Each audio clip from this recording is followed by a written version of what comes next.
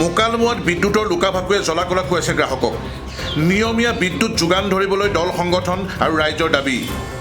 নলবাৰী জিলাৰ বৰক্ষেত্ৰী অঞ্চলৰ বিদ্যুৎ গ্ৰাহকৰ মুখে মুখে আজি এটাই অভিযোগ। উল্লেখযোগ্য যে বিদ্যুৎ বিভাগৰ চৰম হেমাহি, গাফিলতি আৰু দায়িত্বহীনতাৰ বাবে কিছুদিন ধৰি বিদ্যুৎ যোগান অনিয়মীয়া হৈ পৰিছে আৰু ইয়াৰ ফলত অতিষ্ঠ হৈছে বিদ্যুৎ গ্ৰাহকসকল। বিদ্যুতৰ বিল সময়মতে ঠিকেই আহিছে, কিন্তু বিদ্যুতে দিব নোৱাৰে বুলি অভিযোগ উত্থাপন কৰিছে স্থানীয় ৰাইজসকলে।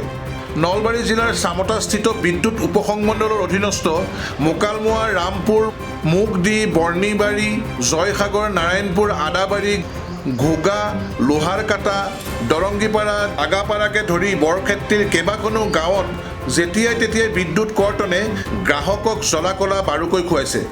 অঞ্চলসমূহৰ দায়িত্বত থকা লাইনমেনসকলে ধুমুহা বৰষুণৰ আগজাননীত বিদ্যুৎ যোগান আগতীয়াকৈ বন্ধ কৰি ৰাখে যদিও ধুমুহা বৰষুণ নাহিলেও ২-৩ দিনলৈকে খিয়ালখুচি মতে বিদ্যুৎ সংযোগ স্থাপন নকৰে।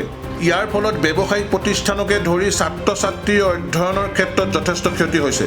বিদ্যুৎ গ্ৰাহকসকলৰ অভিযোগ মতে নিয়মীয়া বিদ্যুৎ যোগানৰ বাবে বিভাগীয় কাৰ্যালয়ত সময়ে সময়ে আবেদন দাখিল কৰি আহিছে যদিও কোনো ধৰণৰ কাৰ্যকৰী ব্যৱস্থা আজি পৰ্যন্ত গ্ৰহণ কৰা হোৱা নাই। মোকালমোৱা পাৱাৰ হাউচত যিটো মোবাইল ফোন আছে সেই ফোনটো ঠিকেই বাজি থাকে, কিন্তু কোনো গ্ৰাহকৰ লগত কথা নাপাতে।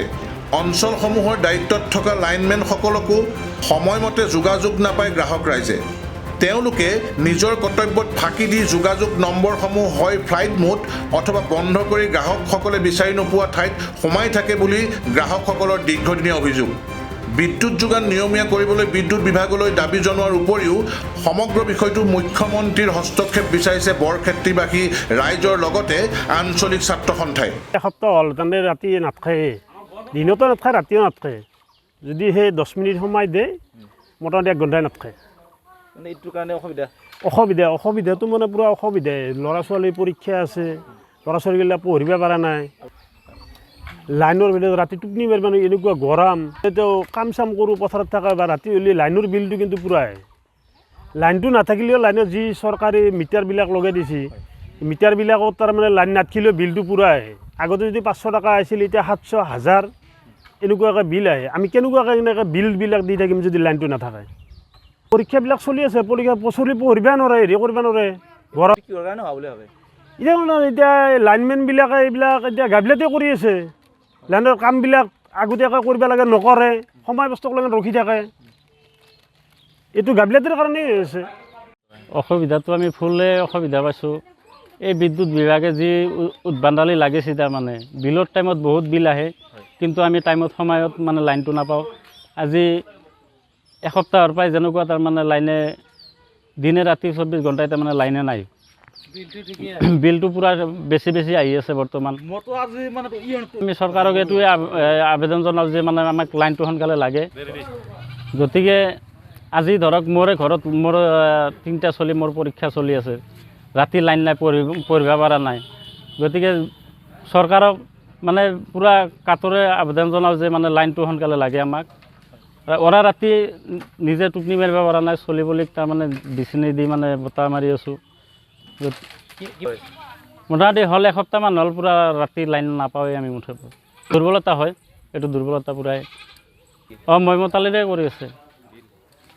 200 আহিব লগা হ'লে তাতে সেই জেগাত মানে 500, 600, 700, 1000লৈকে আহি আছে বৰ্তমান।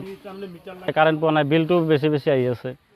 মোকালমোৱা অঞ্চলত গ্ৰীষ্মকালৰ আৰম্ভণিৰ লগে লগে বিদ্যুতে এক প্ৰকাৰ জ্বলাকলা খুৱাইছে সাধাৰণ ৰাইজক, কি ক'ব?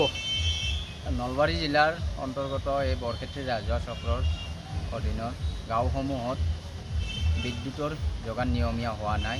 এটা বিয়াগোম বিভাগ আছে, এই বিদ্যুৎ যোগান বিভাগটো সম্পূৰ্ণ চূড়ান্তভাৱে ব্যৰ্থ হৈছে এই বিদ্যুৎ বিভাগটো। আৰু ইয়াৰ লগে লগে শক্তিমন্ত্ৰী নিজে পদত্যাগ কৰিব লাগে আৰু মুখ্যমন্ত্ৰীয়ে বিষয়টোত হস্তক্ষেপ কৰি বিদ্যুৎ যোগান নিয়মীয়া কৰাৰ কাৰণে আমি ছাত্ৰ সন্থাই দাবী জনালোঁ। অন্যথা নিৰ্দিষ্ট সময়সীমাৰ ভিতৰত যদি এই বিদ্যুৎ যোগান নিয়মীয়া নহয়, তেনেহ'লে আমি ছাত্ৰ সন্থাই ৰাইজৰ সহযোগত গণতান্ত্ৰিক কাৰ্যসূচী ল'বলৈ বাধ্য হ'ম। আৰু যিকেইটা মানে ফোন নাম্বাৰ দিয়া আছে, ধৰক লাইনৰ আপডেটটো পোৱাৰ কাৰণে তেওঁলোকে যেতিয়া লাইন নাথাকে তেওঁলোকে ফোনকেইটা বন্ধ কৰি থয়, কৰি থৈ দিয়ে। এইটো এটা ভেকো ভাওনা, এই বিয়াগোম বিভাগটোৰে এইটো এটা ভেকো ভাওনা। গতিকে এই গ্ৰীষ্মকালীন এই দিন আৰু এই দিনত ছাত্ৰ ছাত্ৰীসকলে যথেষ্ট পঢ়া শুনাত অসুবিধা পাই আছে। ব্যৱসায় প্ৰতিষ্ঠান সকলোতে বিদ্যুৎ যোগান লাগে, য'ত আজিকালি চব ডিজিটেলৰ কথা কয়। এই ডিজিটেলৰ যুগত যেতিয়া বিদ্যুৎ যোগান নিয়মীয়া কৰিব নোৱাৰে, তাৰ সমান আৰু দুৰ্ভাগ্যজনক এই চৰকাৰখনৰ ওপৰত আৰু একো আশা কৰিব নোৱাৰি। গতিকে আমি পুনৰবাৰ এই ছাত্ৰ সন্থাই দাবী জনাইছোঁ যে নিৰ্দিষ্ট সময়সীমাৰ ভিতৰত বিদ্যুৎ যোগান নিয়মীয়া কৰক, নহ'লে অন্যথা বৰক্ষেত্ৰী আঞ্চলিক ছাত্ৰ সন্থাই ৰাইজৰ সহযোগত গণতান্ত্ৰিক কাৰ্যসূচী ল'বলৈ বাধ্য হ'ম।